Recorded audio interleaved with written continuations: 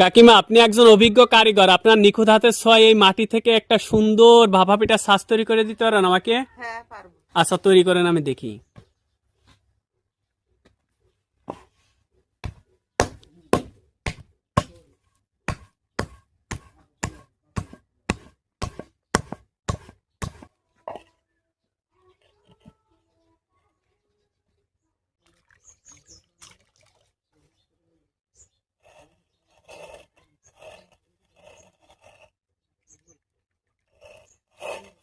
কাকিমা, ওইটা কি দিয়ে ডলতেছেন?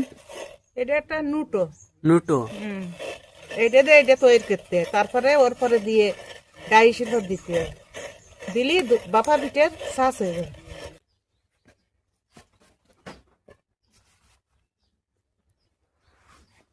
কাকিমা, এটা কিসের উপর দিচ্ছেন? ডাইসের পর। ডাইশ? হ্যাঁ, বাপা পিঠের ডাইস। ও আচ্ছা আচ্ছা, এটার উপর দিয়ে তারপর ভাপা পিঠা তৈরি করতে হবে? হ্যাঁ।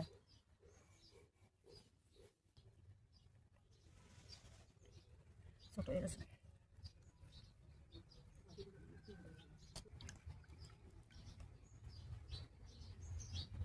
এটা কি কাকিমা? এটা একটা নুড়া, এরকম নুড়া দিয়ে বানাতে হয়।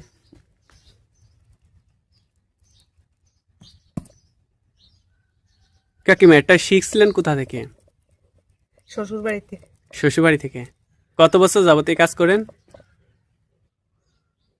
50 বছর। 50 বছর? বাপরে, অনেক দিন। আচ্ছা, দিনে কয়টা তৈরি করতে পারেন? দিনে রোদ হলে 50টা, না হলে 30টা। এটা কি রোদে দিচ্ছেন? হ্যাঁ এটা শুকায় গেলে তারপর এটা পিছনে ফুটা করতে হবে? হ্যাঁ, ওই 5 মিনিটই শুকিয়ে যাবে। শ্বাসটা রোদি দিছি। হ্যাঁ। এই শ্বাসটা ফুটো করবো এখন। এটা শুকায় গেছে? হ্যাঁ। আচ্ছা, ফুটা করেন দেখি।